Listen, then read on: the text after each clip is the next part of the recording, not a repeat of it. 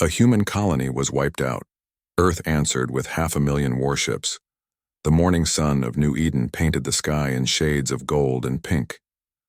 Governor Sarah Chen stood on her office balcony, watching the colony wake up below her.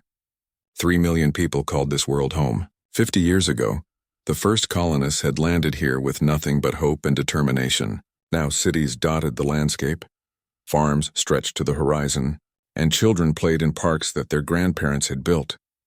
"Mom, you're going to be late for the anniversary speech," Maya Chen called from inside. Sarah's daughter taught at the local school and had helped organize the colony's 50th anniversary celebration. Sarah smiled and turned back inside, just taking a moment to appreciate what we've built here. Maya hugged her mother. Dad would have been proud to see this day. He would have, Sarah agreed, thinking of her late husband who had died helping to build the colony's first hospital.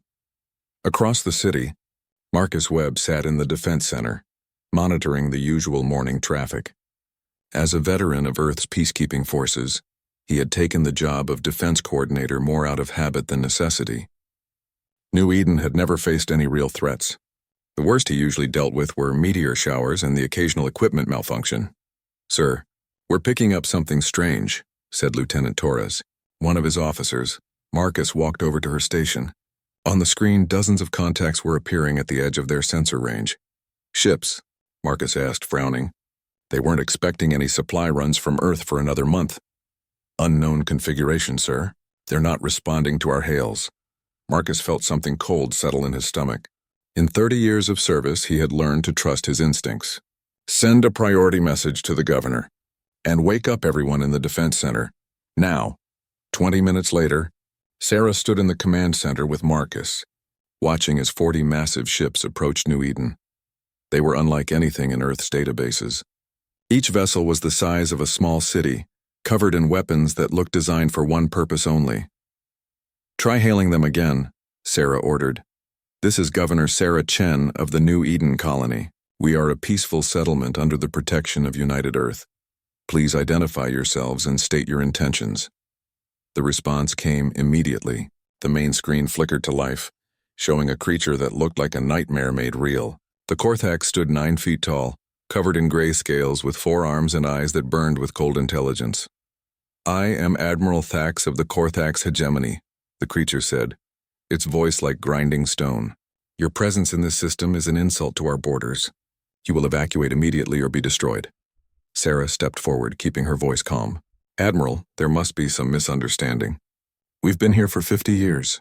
We had no knowledge of your claim to this system. We're explorers and settlers, not invaders. Surely we can reach a peaceful agreement." The Admiral's laugh sounded like breaking glass. "Peaceful?" "You humans spread across the galaxy like a disease, taking whatever worlds you please. You are weak. Soft. In the hegemony, weakness is removed. We have 3 million civilians here," Sarah said, her voice growing firm. "Families, children. If you give us time, we can discuss relocation, but it will take months to evacuate everyone safely." "Children?" The Admiral seemed amused. "Good. Let them serve as an example to your species. When the hegemony speaks, others obey, or they burn." Marcus grabbed Sarah's arm. "Governor, we need to evacuate the leadership now." But Sarah stood firm. "Admiral Thax, I appeal to your sense of mercy. We pose no threat to you. Let us leave peacefully." "Mercy?" The Admiral leaned forward. "Let me show you Korthax mercy. You have 1 hour to surrender unconditionally. Your people will become servants of the hegemony, or you will all die. Choose." The screen went dark. Sarah turned to Marcus. "Evacuate as many as we can. Priority to children and medical patients." Marcus was already moving. "We don't have enough ships. Maybe 10,000 people at most." "Then we save 10,000. But they didn't have an hour. They had 20 minutes. The first plasma beam hit the northern agricultural district. In seconds, 50 square kilometers of farmland became glass. The colonists barely had time to scream. "They're not even waiting," Torres shouted. "Multiple ships firing." Marcus ran to the emergency beacon. It was their last connection to Earth, designed to survive anything. He began uploading sensor data, video feeds, and final messages from the colonists. Maya Chen was in her classroom when the windows exploded inward. She threw herself over her students, trying to shield them. The last thing she saw was a white light brighter than any sun. In the command center, Sarah watched her city burn. The evacuation ships never made it off the ground. The hospitals, full of people seeking shelter, were targeted specifically. The Korthax were methodical, systematic, turning New Eden into a molten grave. "Beacon is ready," Marcus said. "It has everything. They'll know what happened here." Sarah nodded, tears running down her face. She activated her personal recorder. "This is Governor Sarah Chen of New Eden. If you're receiving this, our colony is gone. 3 million souls, men, women, children. We tried to make peace. They wouldn't listen. Remember us. Remember what happened here. And please, don't let it happen again." Marcus launched the beacon just as the command center's roof began to glow from the heat. The tiny probe shot into space carrying the last words of New Eden. The bombardment continued for 6 hours. When the Korthax finally stopped firing, New Eden was no longer a garden world. It was a ball of cooling glass and ash. Not a single structure remained. Not a single life. Admiral Thack stood on his bridge watching the ruined world with satisfaction. "Send word to the hegemony. The human infestation has been cleansed. If their Earth wishes to protest, they can face the same fate." His second-in-command spoke up. "Admiral, we detected a probe launch before the end." "Let it go," Thack said. "Let them know what happens when they spread too far. Fear will make them obedient." In the void of space, the beacon raced toward Earth, carrying its terrible cargo of final moments. The children singing in Maya's classroom just before the attack. Marcus Webb's sensor data showing the merciless bombardment. Sarah Chen's last message. 3 million voices crying out for justice. The journey would take 3 weeks. When it arrived, everything would change. The Korthax fleet departed the system, leaving behind only a dead world and the echo of laughter. Admiral Thax had made one critical error in his calculations. He had judged humanity by their preference for peace. He had seen their diplomacy as weakness, their mercy as softness. He had never seen them angry. In the ruins of New Eden, where cities once stood, where children once played, where humanity had built a small paradise among the stars, nothing moved. The colony's motto, carved in stone at the spaceport, was now melted beyond recognition. It had read, "In peace we prosper."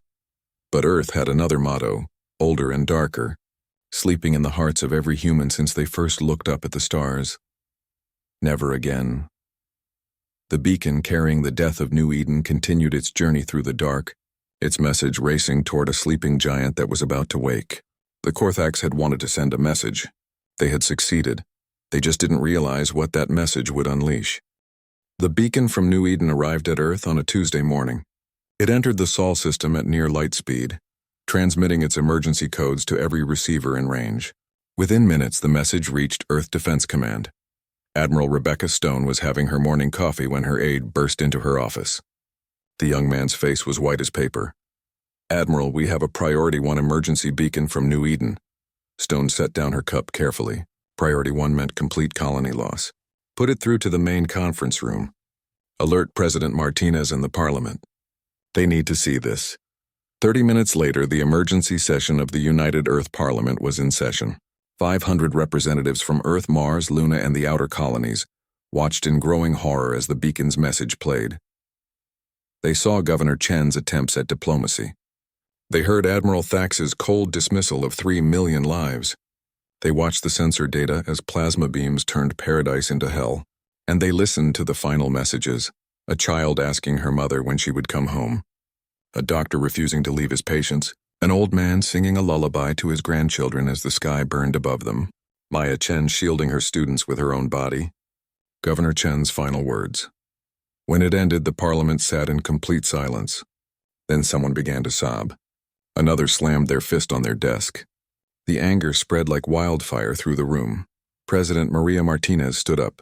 She was a small woman, barely 5 feet tall, but her presence filled the room. She had lost her own nephew on New Eden. "Ladies and gentlemen," she began, her voice steady despite the tears on her face. 50 years ago, we sent our best and brightest to New Eden. They went in peace. They built in peace.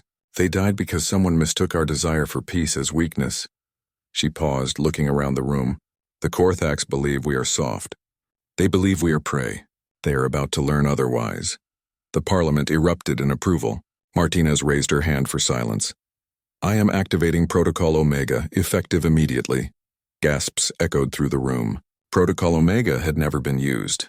It was the transformation of all human civilization into a war machine.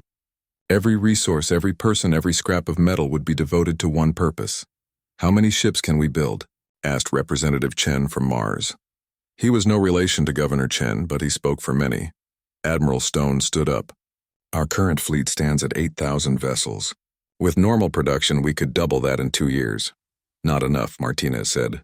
I want every shipyard working around the clock. Convert the civilian yards. Bring the old warships out of mothballs. Call up every veteran, every reservist, everyone who can hold a wrench or fire a weapon.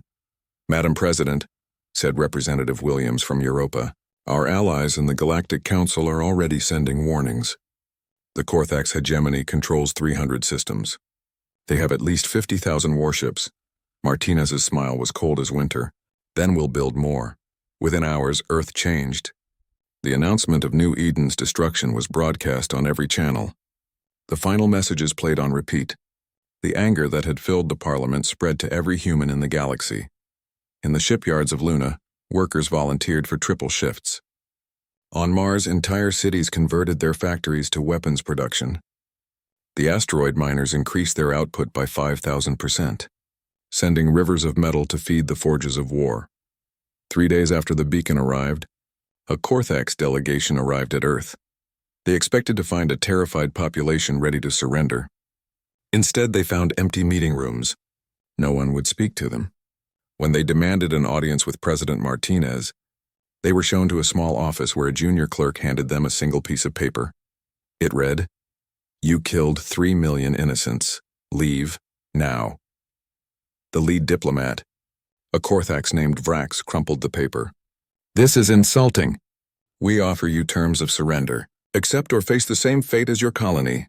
The clerk, a young woman who had lost her sister on New Eden, looked at him with dead eyes. "The door is behind you."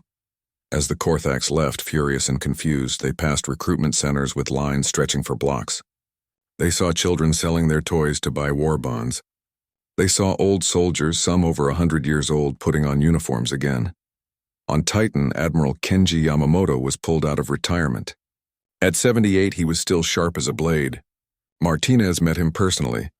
"Kenji, I need someone to lead our response, someone who understands both war and restraint."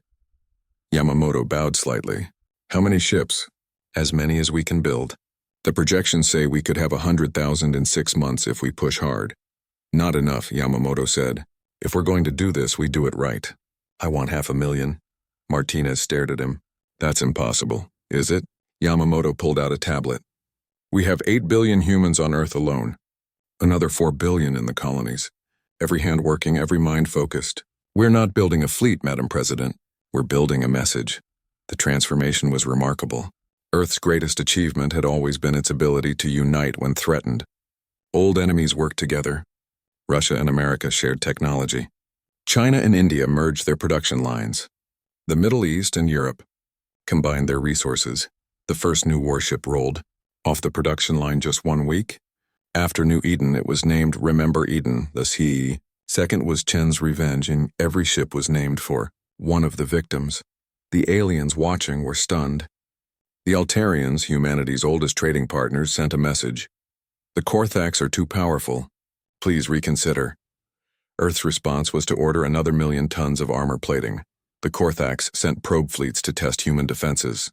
They encountered the new Ghost Wolf-class destroyers, ships that appeared from nowhere, struck with antimatter torpedoes, and vanished. Not one Korthax probe returned. In the depths of Earth's oceans, in bunkers beneath mountains, in laboratories on the moon, human scientists worked miracles. Quantum targeting systems that never missed, adaptive armor that learned from each hit, engines that could push a battleship to near light speed. Admiral Yamamoto stood in the command center of the growing fleet, watching the numbers climb. 100,000 ships. 200,000. 300,000, sir, his aide said. The Korthax are gathering their entire fleet at their homeworld. They're calling in defense pacts. They'll have 80,000 ships waiting. Yamamoto nodded. Good. I want them all in one place. Sir, even with our numbers, the casualties will be enormous. The old admiral turned to look at his aide. The young man had volunteered the day after New Eden like millions of others. "Lieutenant, do you know what New Eden's population was?" 3 million, sir. 3,017,421, Yamamoto corrected. "I know because we're building one ship for each of them. This isn't about winning a war, son. It's about sending a message that will echo for 1,000 years. The aide swallowed hard. "What message, sir?" Yamamoto looked out at the growing fleet. Ships filled the space around Earth like a steel cloud. That humans are not prey. We are not weak. And if you kill our children, we will turn the very stars against you. 6 months after New Eden died, humanity's answer was ready. 500,000 warships crewed by 20 million volunteers. The largest fleet ever assembled by any species in galactic history. They called it the Children of Eden, and it was ready to march. The transformation of human space into a forge of war was something the galaxy had never seen before. On Mars, the entire Olympus Mons mountain was hollowed out and converted into a single massive shipyard. The red planet itself turned gray from the metal structures covering its surface. Lieutenant Commander James Park stood on the observation deck of Shipyard 7, watching as another battleship took shape. The workers below moved like ants, but each one knew their purpose. His own brother was down there, welding armor plates that would protect the crew. 16 hours, the foreman said beside him. "That's how long it takes us to build a destroyer now." Park couldn't believe it. It used to take 6 months. That was before, the foreman said. His daughter had been a teacher on New Eden. "Now we don't sleep. We don't stop. We build." Across the solar system, the story was the same. Europa's ice was melted to provide water for cooling systems. The rings of Saturn were mined for rare minerals. Even old Earth itself changed. The Sahara Desert became a testing ground for new weapons. The Pacific Ocean hid submarine factories that worked day and night. Admiral Yamamoto established his headquarters on Luna, where he could oversee the growing fleet. His staff worked in shifts, but he seemed to never sleep. He reviewed every design, every innovation, every detail. "Admiral, the science team has something to show you," Captain Reyes reported. Yamamoto followed her to the testing facility. Inside, Dr. Liu waited with his team. Liu had been a professor of theoretical physics before New Eden. Now he built weapons. "Admiral, we've cracked it.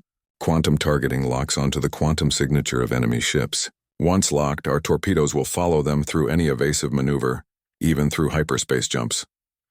Yamamoto watched the test footage. A drone tried every possible escape maneuver. The torpedo followed perfectly, hitting every time. "How many can we produce?" "Every ship will have them within 3 weeks." "Good. What else?" Dr. Liu smiled grimly. "We've been holding back our technology for decades, Admiral.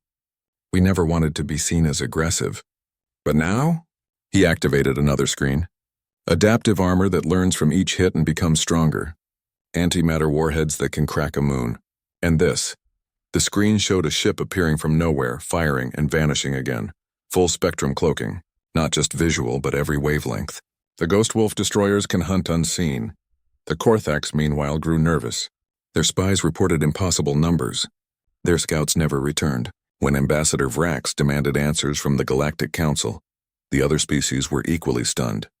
500,000 ships? The Altarian representative's feathers changed to a color of disbelief. "That's not possible. No species can build that fast." "The humans are lying," Vrax insisted. "It's propaganda." But then the images came. Orbital footage from neutral traders showed the truth. Space around Earth was filled with ships. They blocked out the sun. They formed artificial rings around Mars. They clustered around every human world like steel clouds. The Korthax Emperor called his war council. In their throne room of Blackstone, the Empire's greatest military minds gathered. "How?" the Emperor demanded. "How can they build so many?" "They're not sleeping," reported the intelligence minister. "Their entire species works without rest. Children assemble components. Elderly people who can barely walk operate machinery. They've turned their entire civilization into a weapon. Impossible. No species can maintain that." "The humans can," Admiral Thax said. He had been recalled from the frontier after New Eden. "I've studied them. When threatened, they unify like no other species. Their history is filled with examples. They call it total war." "Then we'll crush them before they can attack," the Emperor decided. "Send the 5th and 7th fleets. Destroy their shipyards. The Korthax fleets jumped into human space expecting to find easy targets. Instead, they found hell. The moment they arrived, Ghost Wolf destroyers appeared from nowhere. Quantum torpedoes that couldn't miss tore through shields. The new adaptive armor on human ships learned from each hit, becoming nearly invulnerable. The battle lasted 4 hours. Of the 10,000 Korthax ships that attacked, none returned home. In the Galactic Council, other species watched in growing awe and fear. The humans they had known as peaceful traders and explorers were revealing another face. The Zanari ambassador spoke what many were thinking. We always wondered why humans were so peaceful when their history was so violent. Now we know. They choose peace. But when that choice is taken from them, on Earth recruitment centers still had lines around the block. Maria Rodriguez had been a chef before New Eden. Now she stood in uniform assigned to the battleship Maya's Shield, named after Maya Chen. "Why did you join?" the reporter asked her. Maria's answer was simple. "They killed our children. What else is there to say?" The reporter interviewed hundreds of recruits. The answers were all the same: anger, purpose, determination. In the shipyards, innovations came daily. A teenager designed a more efficient engine. A grandmother improved the targeting system. Humanity's greatest minds worked alongside ordinary people, all focused on one goal. Admiral Yamamoto stood before the assembled fleet commanders. 500 officers, each commanding 1,000 ships. "The Korthax think we're building a defensive fleet," he said. "They're wrong. Every one of our ships is designed for attack. We're not going to wait for them to come to us." Captain Sarah Kim raised her hand. She commanded the dreadnought Governor Chen. "Sir, what are our rules of engagement?" "Simple," Yamamoto replied. "We go to their homeworld.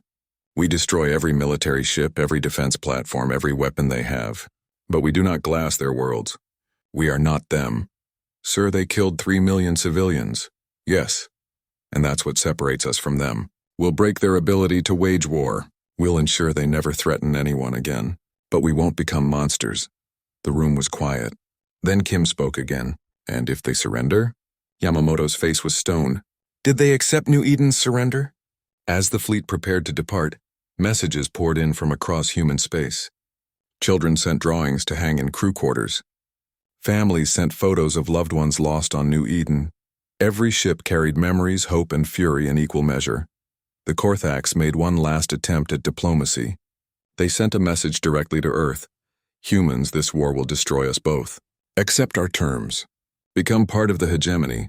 We'll forgive your resistance," President Martinez responded personally. Her message was broadcast to every human and alien in known space. "You had 3 million chances to show mercy. You showed none. You had 3 million opportunities to accept our peaceful nature. You chose war. Now you face the consequences of that choice. We're coming, and all the stars in the galaxy won't hide you from humanity's response." The day of departure arrived. 500,000 ships powered up their engines. The combined light could be seen from Pluto. They moved in perfect formation. A vast arrow pointed at Korthax space. Admiral Yamamoto stood on the bridge of his flagship, New Eden's memory. Around him, the fleet stretched to infinity. "All ships," he broadcast. "We carry 3 million souls with us. We carry humanity's answer to those who mistake our kindness for weakness. Today we begin our march. Today we show the galaxy that humans are not prey." The fleet jumped to hyperspace as one. The light from their departure was visible on Earth for 3 days. In the Korthax throne room, the Emperor watched the footage of humanity's fleet departing. For the first time in his life, he felt fear. "Summon every ship," he commanded. "Call in every alliance. Fortify the homeworld. Will it be enough?" his advisor asked. The Emperor didn't answer. He couldn't, because deep down he already knew the truth: it wouldn't be nearly enough. The human fleet moved through space like a storm-given form. 500,000 ships traveling in perfect synchronization. Their formation so vast that it took light several minutes to travel from one end to the other. They jumped from system to system, following the path toward Korthax space. Their first stop was the Vega Transit Station, a neutral trading post. The station commander, a 3-eyed Altarian named Zarek, watched his sensors in disbelief. "By the ancient stars," he whispered. His assistant looked at the readings and her feathers turned white with shock. The human fleet surrounded the station but made no aggressive moves. Admiral Yamamoto sent a simple message: We mean you no harm. We pass in peace. But inform the Korthax we're coming. The fleet stayed only long enough to refuel. They paid for everything, treated the station staff with respect, and left without incident. But every alien who saw them would never forget the sight. Ships beyond counting, each one painted black with a single name in white, the names of the dead. As they entered Korthax border space, they met the first defensive line. 20 fortress stations, each one the size of a moon, protected by 5,000 warships. Admiral Krex of the Korthax commanded the defense. Humans, he broadcast, you face the might of the hegemony. Turn back or be destroyed. Yamamoto's response was to send forward a single ship, the destroyer Little Maya, named after Governor Chen's daughter. It flew alone toward the massive fortresses. The Korthax laughed. One ship against their entire line? They prepared to vaporize it. Then Little Maya fired a single quantum torpedo. It split into 1,000 smaller warheads, each one finding a target with perfect accuracy. Shield generators exploded. Weapon systems went dark. In 30 seconds, the first fortress was helpless. The rest of the human fleet moved forward. Not in a chaotic charge, but with cold precision. Each ship knew its target. Each weapon fired with purpose. The Ghost Wolf destroyers appeared inside the Korthax formation, striking from within before vanishing. Admiral Krex watched his perfect defense crumble in minutes. His flagship's shields held against dozens of hits, learning and adapting, but the human attacks kept coming. Different weapons, different frequencies, never the same attack twice. Impossible, he said as his bridge exploded around him. They're not fighting like prey. They're fighting like... He never finished. The fortress line fell in 3 hours. Every Korthax ship destroyed, every station disabled. The humans took no prisoners, but also killed no one who surrendered. They disabled and moved on. The fleet continued deeper into Korthax space. At each system, the story repeated. The Korthax would gather their defenses, confident in their superiority. They would threaten and posture. Then they would face the reality of human fury. On the battleship Sarah's Hope, Commander Lin watched the tactical display. She had been a pacifist before New Eden, protesting against military spending. Now she commanded a ship designed to kill. Ma'am, her weapons officer reported. The Korthax colony below is sending civilian ships to attack us. Lin watched the small vessels rising from the planet. They were cargo haulers and transports hastily armed with mining lasers. Disable them, she ordered. Don't destroy. These aren't military. Her crew precisely targeted engines and weapons, leaving the civilian ships floating helpless but intact. When the Korthax colony surrendered, Lin sent medical supplies for their wounded. Why? The Korthax governor asked over comms. We are enemies. Why show mercy? Because we're human, Lin replied. We choose who we are, even in war. You're not soldiers. You're civilians. We don't kill civilians. Word of this spread through Korthax space faster than the fleet could travel. The humans weren't the monsters they had been told to expect. They were something far more terrifying. They were controlled. They were precise. They were inevitable. The fleet stopped at the ruins of New Eden. Every ship powered down engines. Every human stood in silence. Admiral Yamamoto spoke over the fleet-wide comm. Look upon this dead world. Remember why we march. 3 million voices call for justice. We will give it to them. But we will not become what we fight. We are humanity's sword, but we are also its conscience. They held the memorial for 1 full day. Each ship fired a single shot into the void, 1 for each soul lost. The combined light could be seen from 3 systems away. Then they turned toward the Korthax homeworld. The Korthax Empire grew desperate. They called in ancient alliances. The Morvax sent 10,000 ships. The Drazen sent 8,000. Even the isolationist Kreen sent 5,000. Combined with the Korthax home fleet, 80,000 warships gathered around their capital world. Emperor Thaka stood on his throne room balcony, watching his assembled might. Let them come. We are the hegemony. We have ruled for 1,000 years. These humans have existed for barely 300. They will break against our strength. But doubt crept through the ranks. Intercepted human communications showed no fear, only determination. Videos from border fortresses showed the human fleet moving with unstoppable purpose, and the humans had done something unprecedented. They had left disabled Korthax ships and stations behind, not destroyed. They had shown mercy where none had been given. "They're sending a message," Admiral Thax said to his Emperor. "They want us to know they could have killed everyone but chose not to." "Weakness," the Emperor spat. "No," Thax disagreed for the first time in his life. "Control. They're showing the galaxy they're better than us." The human fleet arrived at the edge of the Korthax home system. 80,000 ships waited for them. 500,000 answered. Admiral Yamamoto opened a channel to the entire system. His words were translated into every language, broadcast on every frequency. "I am Admiral Yamamoto of the United Earth Fleet. We come seeking justice for New Eden. Emperor Thaka, you have one chance. Surrender unconditionally. Disarm your fleet. Accept judgment for your crimes." The Emperor's response was broadcast just as wide. "Humans, you face the combined might of 4 empires. You may have numbers, but we have experience. We have ruled the stars while you crawled in mud. Come and die." Yamamoto closed the channel. He turned to his crew. "All ships engage." The battle that followed would be studied for generations. The Korthax and their allies fought with desperate fury. They had better positions, knowledge of the system, and the advantage of defending. But the humans had something more. They had purpose. They had unity.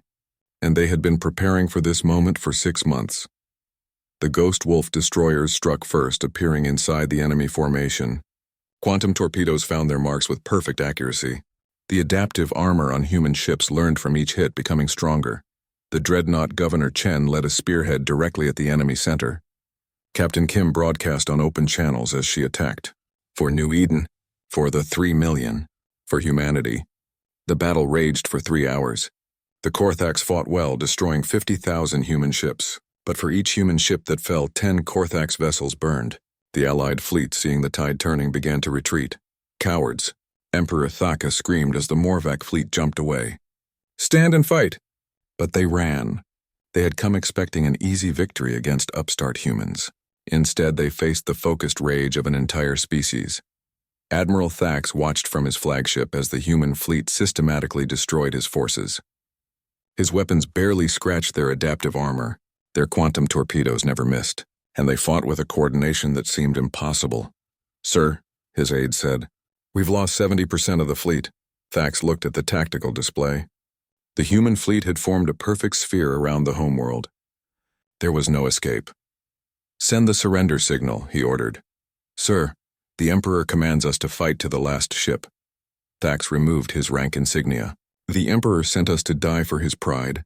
I won't waste the lives of my remaining crews. Surrender." As white flags appeared across the Korthax fleet, Admiral Yamamoto received a private message. "It was from Admiral Thax, human, you have won. But know this. I was at New Eden. I followed orders I knew were wrong. I deserve whatever justice you deal, but my crews are young. They weren't there. Please show them the mercy we didn't show." Yamamoto read the message twice. Then he responded. "Admiral Thax, you will face trial for New Eden. Your crews who surrender will be spared. This is the difference between us." The remaining 20,000 Korthax ships powered down their weapons. The battle was over. Humanity had won, but the war wasn't finished yet.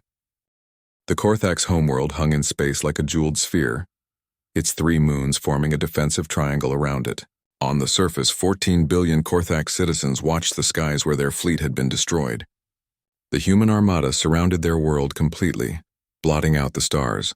Emperor Thaka stood in his throne room, his 4 arms gripping his ceremonial weapons. His advisors had fled. His generals had surrendered. He stood alone except for his personal guard. "They'll glass us," he said to no one, "just as we did to them." But minutes passed. Then hours. The human fleet held position but didn't fire. Finally, a single shuttle departed from Admiral Yamamoto's flagship. It headed for the capital city. The shuttle landed in the Grand Plaza where Korthax military parades had celebrated countless conquests. Admiral Yamamoto stepped out with only 6 guards.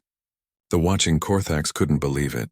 The commander of the largest fleet in galactic history was walking among them with almost no protection. Yamamoto was an old man by human standards, his hair white as snow, his face lined with years. But his eyes held steel. He walked through the streets as thousands of Korthax watched from windows and doorways. Children hid behind their parents. Soldiers who had thrown down their weapons stood aside. He entered the throne room where Emperor Thaka waited. Human, the Emperor said. Have you come to gloat before you destroy us? Yamamoto studied the Emperor. This creature had ordered the death of 3 million humans. But Yamamoto didn't draw his weapon. Instead, he spoke calmly. I came to show you something. He activated a holoprojector. Images filled the room. New Eden before the attack. Children playing. Families having dinner. Scientists making discoveries. Artists creating beauty. 3,017,421 lives, Yamamoto said. Each one unique. Each one irreplaceable. The images shifted to the attack. The Emperor had seen military footage, tactical displays. But this was different. This was personal videos from colonists, parents trying to save their children, doctors refusing to abandon patients.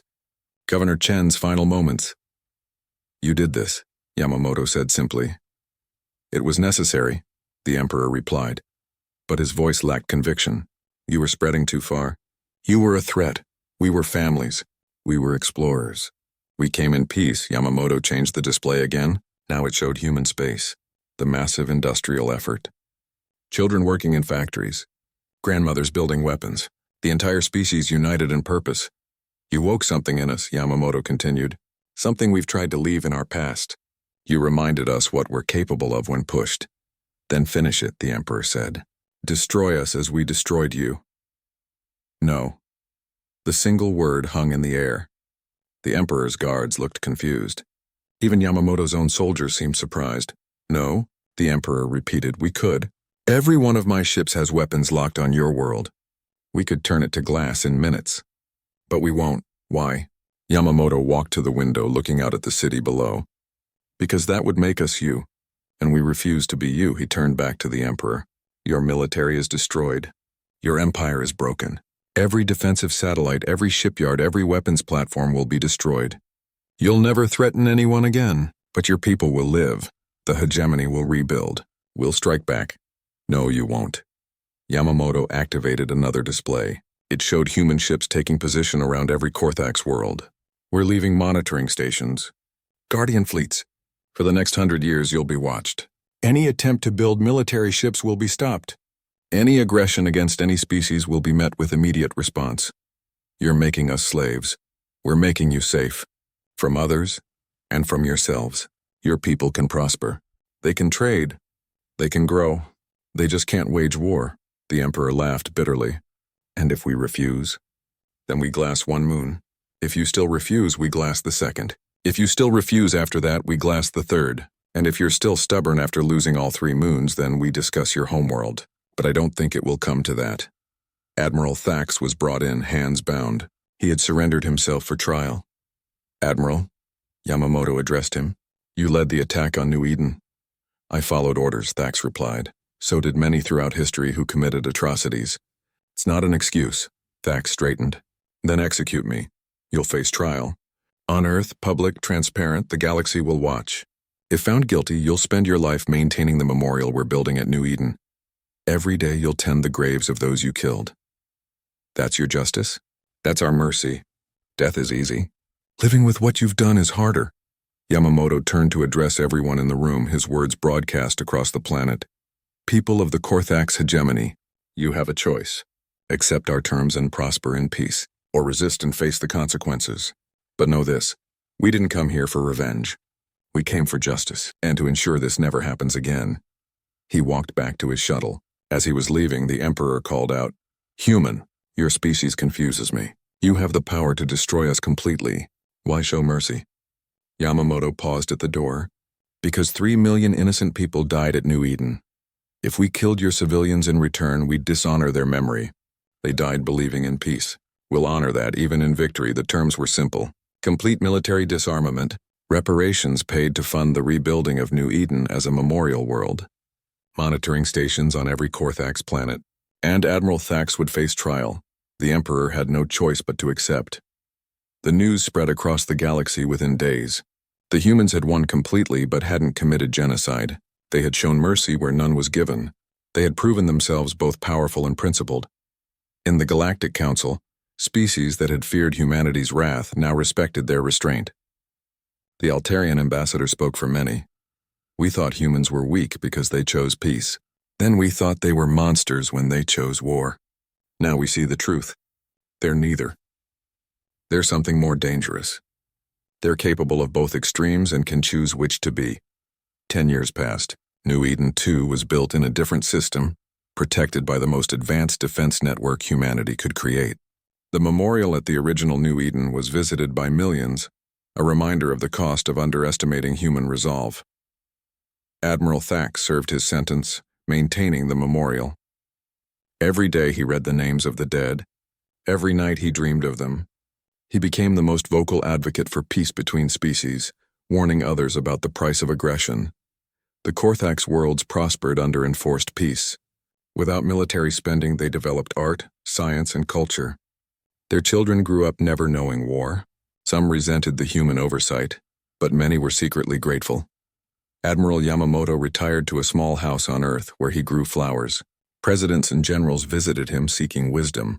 His answer was always the same: we're gardeners by nature. We want to grow, create, explore. But if you burn our garden, we become something else. We become the storm that replaces you. A young alien diplomat, visiting Earth for the first time, asked the old admiral a question that had puzzled many.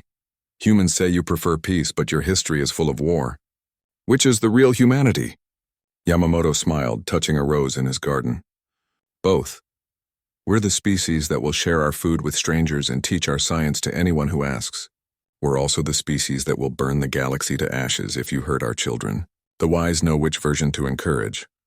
On a distant world, children played in a park. Some were human, some were Altarian, some were even young Korthax born after the war. They played together, not knowing or caring about the history between their species. But above them, silent and watchful, a human defense fleet patrolled. Each ship still bore a name from New Eden. Little Maya was there, upgraded but still serving. Governor Chen watched from high orbit. Remember, Eden stood sentinel at the system's edge. The message was clear to anyone who looked up. Humans would rather grow gardens than graves. They would choose peace over war every time. But if forced to fight, they would respond with the fury of a species that had learned to chain its own demons. And those demons, once released, would not stop until justice was served. The galaxy had learned a valuable lesson, written in the light of 500,000 warships and the mercy shown to a defeated enemy. Humans were not weak. They were not prey. They were not conquerors. They were something far more dangerous. They were humans, and that was enough to keep the peace for 1,000 years.